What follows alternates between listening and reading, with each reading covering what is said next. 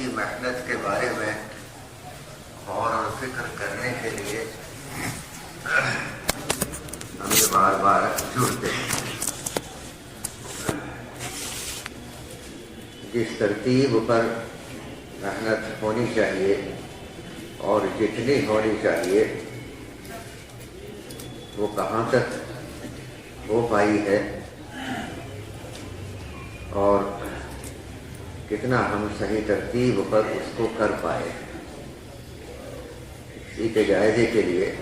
ہمارا یہاں آپس میں جڑنا ہوتا ہے اور فکر ہوتا ہے۔ ہم سب جانتے ہیں کہ اس کام کے اندر اس کے دو رخ ہیں، ایک مقامی کام ہوتا ہے اور ایک بیرونی نقل و حرکت ہوتی ہے۔ یہ دونوں کام اپنی اپنی جگہ پر اہمیت رکھتے ہیں، اپنے اپنے مقام پر کی بھی بڑی اہمیت ہے اور باہر نکلنے کی بھی بڑی اہمیت ہے۔ تو باہر آدمی نکلتا ہے پچھلے 4 مہینے کے لیے، 3 دن کے لیے، لیکن باہر جا کر وہی محنت کرنی ہوتی ہے جو اپنے مقام پر کی ہے۔ اسی محنت کے بارے میں مذاکرہ کرنا ہوتا ہے، لیکن بات یہ ہے کہ باہر نکل کے تو مذاکرہ رہ جاتا ہے اور مقام پہ محنت کرنی پڑتی ہے۔ تو اس لیے مقامی محنت جو ہے وہ بہت اہمیت کی حامل ہے، کیونکہ ہر جگہ کے اوپر صحیح ترتیب پر محنت ہوگی اور صحیح مقدار میں جتنا پرانے ساتھیوں سے چاہا جا رہا ہے وہ کر رہے ہوں گے، تو پھر سارے عالم کے اندر خود بخود صحیح ترتیب پر بھی محنت کھڑی ہو جائے گی اور مقدار میں بھی سب جگہ کیا کہتے ہیں محنت چلے گی، زیادہ ہمیں کہنے کی ضرورت نہیں پڑے گی۔ تو مقام پر محنت اس لیے مشکل ہوتی ہے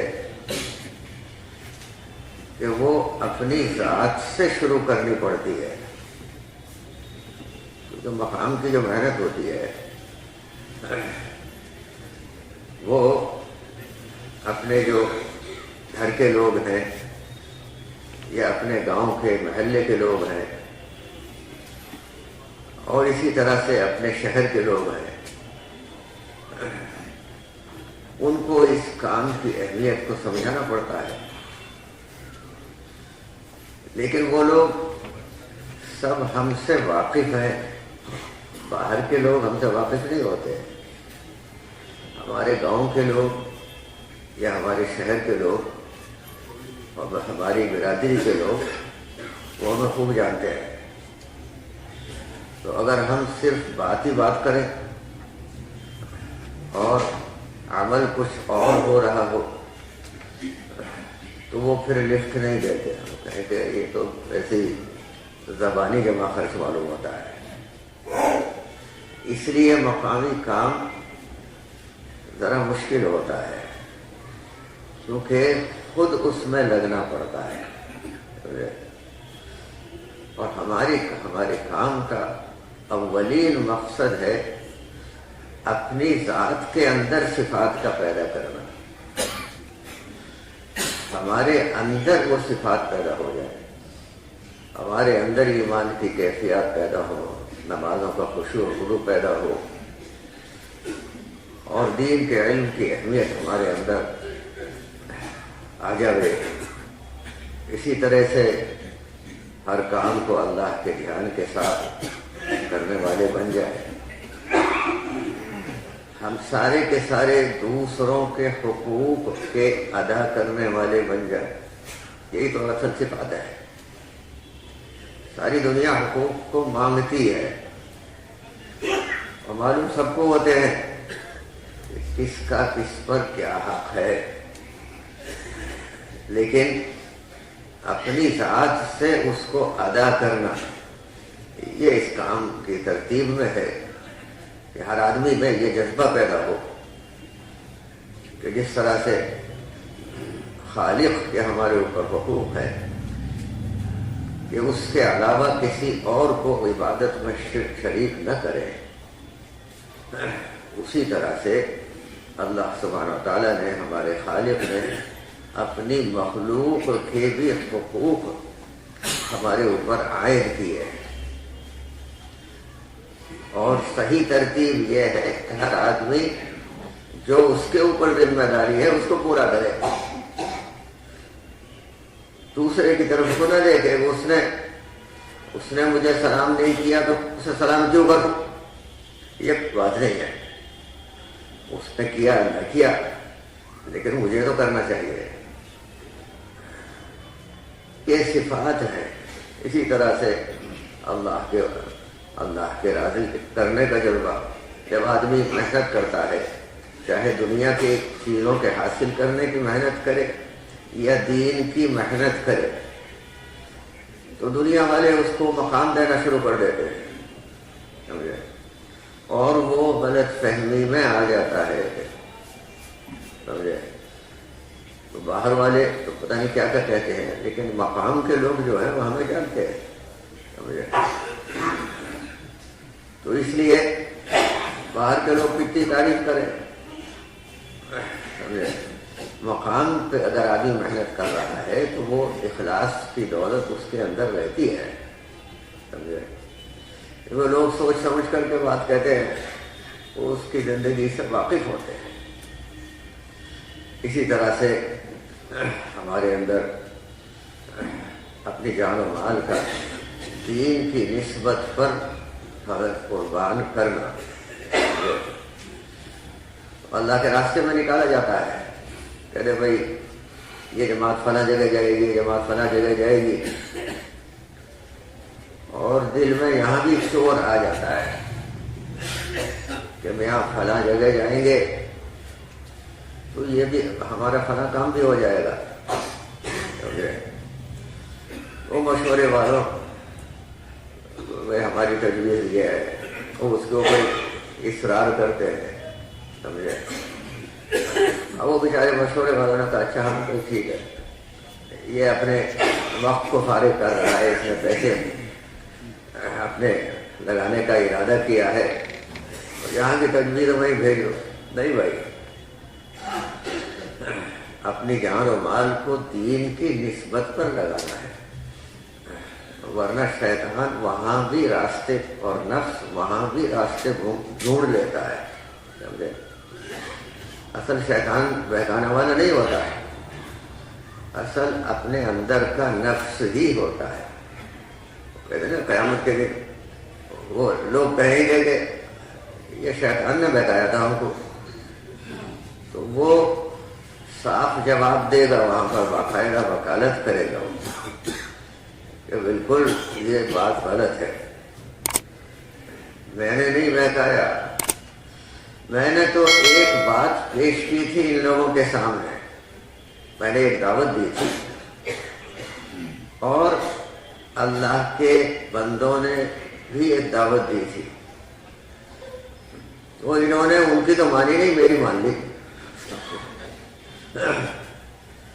ان کی بات مانتے ہیں، تو میری اس لیے مانی کہ ان کے نفس نے ان کو بہکایا تھا، تو وہ کہے گا کہ میاں اپنے نفس کی کو ملامت کرو، مجھے بلا وجہ ملامت کر رہے ہو، مجھے اللہ نے تمہارے اوپر کوئی قدرت تو دی نہیں تھی کہ میں نے تمہارا ہاتھ پکڑ لیا ادھر کو چلو، نہ تمہارے اندر کوئی طاقت تھی کہ مجھے بہکانے سے ہٹا سکے، دونوں ایک دوسرے سے الگ الگ، لیکن میرا تو ایک کام ہے، میں تو ایک بات کہتا ہوں، دعوت دیتا ہوں، اور وہ باطل کی دعوت ہے، سمجھے،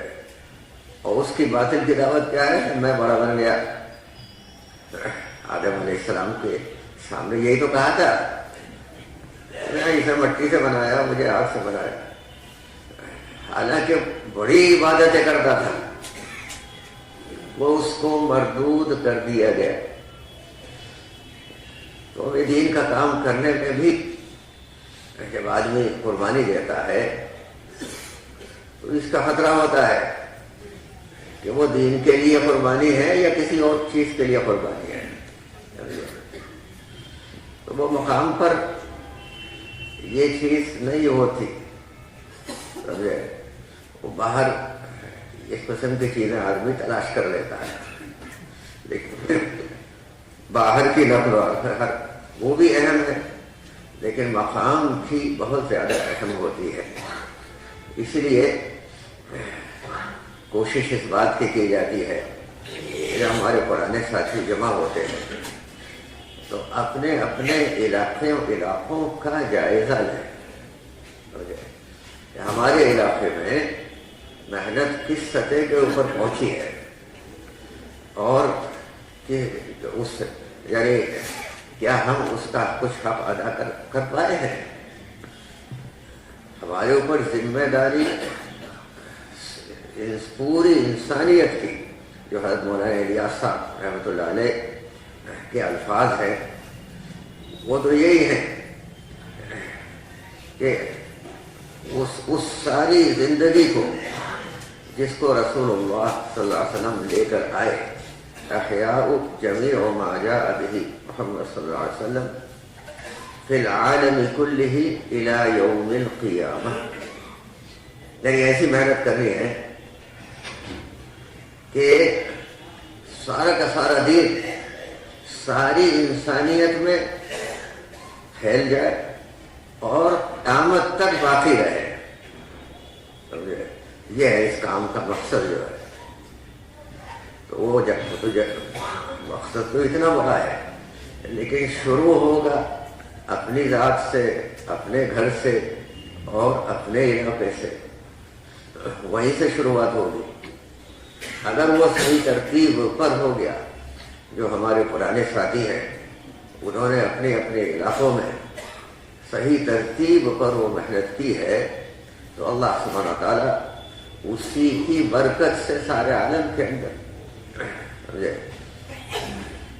हिदायत के फैसले फरमाए गए। पानी कहीं से उठता है, बारिश के लिए पानी ऊपर बादल बनते हैं समंदर से, पता नहीं कहाँ से उठता है और फिर वो ना मालूम कहाँ कहाँ जाकर के बरसता है। अल्लाह सुब्हानहू व तआला का फैसला होता है। वो वहाँ भी बरसता है जहाँ से उठा है, और जहाँ उसको हवा ले जाती है वहाँ भी जाकर के बरसता है। हिदायत कुर्बानी यहाँ दी जा रही है, हिदायत कहाँ फैलेगी ये अल्लाह को मालूम है। हमसे तो कुर्बानी के लिए एक क्या कहते हैं, हमसे तलब किया गया है कि हम अपनी जात के एतबार से कुर्बानी को पेश करें और फिर अल्लाह से हिदायत की दुआ मांगें। असल दुआ जो है वो सबसे बड़ी दुआ हिदायत ही की है, और वो जमा का सीगा है कि अल्लाह हमें हिदायत अता फरमा। हम तेरी ही इबादत करते हैं और तुझी से मदद चाहते हैं, तुझी से क्या मांगते हैं, हिदायत को मांगते हैं। एक दिन मुस्तकीम ये मांगते हैं कि हमें हिदायत वाले रास्ते पर चला दे। ये सबसे ज़्यादा अहमियत वाली दुआ होती है। तो ये मेहनत के साथ साथ अल्लाह सुब्हानहू व तआला फिर फैसले फरमा देते हैं, बशर्ते कि मेहनत सही तरतीब पर हो रही है और सही मिक़दार में मेहनत हो रही है, समझे। तो वो अपने इसीलिए यहाँ जमा किया जाता है और शुरुआत इसी चीज़ से की जाती है कि अपने अपने इलाकों के अहवाल हम जमा करें और उसको सबके सामने पेश कर दें। अपने इलाके के अहवाल کوئی بڑھا چڑھا کر کے نہیں پیش کر رہے ہیں، بلکہ جو واقعتاً احوال ہے وہ سامنے رکھ دیے جائے، سمجھے؟ اس میں نہ کوئی بہت زیادہ تواضع کی ضرورت ہے کہ بالکل ہی یہ کہے کہ بھائی وہاں تو کچھ ہے ہی نہیں، آپ لوگ سب جماعتیں بھیجے، نہیں بھائی ایسی بات بھی نہیں ہے، اور نہ کوئی بڑھا چڑھا کر کے بات کہنی ہے، بلکہ جو صحیح صورتحال ہے ہمارے علاقے کی اس کو پیش کر دیا جائے، اور صورتحال جو سامنے آتی ہے وہ مقامی کام تو سامنے زیادہ آ نہیں پاتا ہے۔ وہ پروفارموں میں لکھا ہوتا ہے کہ 5 اعمال والی مسجد کتنی ہے، سمجھے؟ ورنہ تو جماعتوں کی نقل و حرکت ہی کے ذریعے سے سامنے آتا ہے، بھائی تم نے چلے کی جماعتیں کتنی نکالی، 4 مہینے کی کتنی نکالی، 3 دن کی جماعتیں کتنی نکل پائی، تو یہ لیکن وہ جب ہوتا ہے جب ہمارے پرانے ساتھی خود بھی قربانی کے لیے عمومی طور پر قربانی کے لیے تیار ہو، ایک عمومیت کے ساتھ، جیسے ہم دوسروں سے مطالبہ کر رہے ہیں، ہم خود بھی اسی عمومیت کے ساتھ قربانی کے لیے تیار ہیں، ہمیں بھی چاہے جہاں بھیج دیا جائے، اور ایک ترتیب ہے، 4 مہینے کی ایک ترتیب ہے، وہ اس ترتیب پر بھیجا جاتا ہے۔ بعض لوگ تو وہ یہ کہتے ہیں ہم تیار ہیں صاحب 7 مہینے کے لیے، سال کے لیے۔ ابھی ہم وہاں رائے گڑھ میں تھے تو ایک ملک کی طرف سے مطالبہ آیا، ہمیں ہمارے ملک والوں کو 7 مہینے کی جماعتیں نکالنے کی اجازت دی جائے، سمجھے؟ تو ہمارے بڑوں نے یہی کہا کہ ابھی تو 4 مہینے کی اجازت ہے، سمجھے؟ مقام پر محنت کرو، باہر نکلنے کی 4 مہینے ہی کی اجازت ہے، سمجھے؟ تو بعض مرتبہ اندر سے تقاضا ہوتا ہے باہر، سمجھے؟ ہم ایک دفعہ کسی سفر سے آ رہے تھے، دبئی میں رکے، وہاں ساتھیوں نے کہا ایک نوجوان کے بارے میں، بھائی اس کو سمجھاؤ کہ یہ 4 مہینے لگا کے آیا ہے اور پھر کہتا ہے میں پھر جاؤں گا 4 مہینے کے لیے، اور اس کے ابا کہہ رہے ہیں کہ اسے دکان پہ بیٹھنا ہے، اور دکان اس 4 مہینے تک اس کے ابا نے دکان سنبھالی ہے۔ تو ہم نے اس سے بات کی، بھائی کیوں نہیں تو دکان پہ جا، دکان پر بے دینی ہے، بے دینی کا ماحول ہے، تو بے دینی کا ماحول ہے تو اسی کو تو ٹھیک کرنا ہے، وہ ٹھیک کرے، وہ کیوں چلا رہے ہیں؟ تو بھائی وہ ٹھیک ہوں گے جب تو خود بیٹھ جا کے دکان پہ اور اپنے ابا کو بھیج جماعت میں، سمجھے؟ وہ نہیں وہ مجھے وہاں عورتیں آتی ہیں اور وہاں یہ ہوتا ہے وہ ہوتا ہے، اور وہ بگاڑ رکھا ہے سب، اور میں دکان پہ بیٹھنا نہیں چاہتا، کہتے یہ تو نفس ہے، سمجھے؟ 4 مہینے سے زیادہ کی ہم اجازت دیتے نہیں ہیں، اب مقام پر تمہیں کام کرنا ہے، اور اپنے بھائی کو بھیجو، اپنے ابا کو بھیجو 4 مہینے کے لیے، اور ان کی خوشامد کرو، اور ہمارے یہاں کوئی زبردستی تو ہے نہیں، سمجھے؟ اپنی مثال پیش کرو تو خود بخود اللہ سبحانہ و تعالیٰ ان کے قلوب کے اندر چیز کو ڈال دے، سمجھے؟ تو وہ 4 مہینے لگا کے آیا، وہ کہا کہ نہیں پھر جاؤں گا، سمجھے؟ تو یہ نفس آمادہ کرتا ہے، مقام پر محنت کرنے کو تیار نہیں ہوتا آدمی جلدی سے۔ بزرگ دوستوں، اسی لیے یہ ہر علاقے کی ایک کارگزاری ہوتی ہے، اور یہ گویا پیش کرنا ہوتا ہے کہ ہم اتنی محنت کر پائے ہیں۔ اس سے دوسرا فائدہ یہ بھی ہوتا ہے کہ دوسرے علاقوں کے سامنے احوال آ جاتے ہیں، کیونکہ ہمارے دل میں سارا عالم ہے، تو ہمارا پورا ملک بھی ہے، اور ملک کا ہر علاقہ ہمارے سامنے ہونا چاہیے. تو سب اپنے اپنے علاقوں کے احوال کو پیش کرتے ہیں تو سارے پرانے ساتھیوں کے سامنے وہ احوال آ جاتے ہیں اور ان کے اندر ایک فکر پیدا ہوتی ہے. پھر وہ جماعت بنا کر کے علاقوں کے اندر بھیجتے ہیں. تو یہ اس سے نفع ہوتا ہے بار بار ہمارے جڑنے سے اور آپس میں ایک دوسرے کے ساتھ مل کر کے فکریں کرتے ہیں. تو اسی کے لیے الحمدللہ یہ 2 دن کا جوڑ رکھا گیا ہے, 2-2.5 دن کا.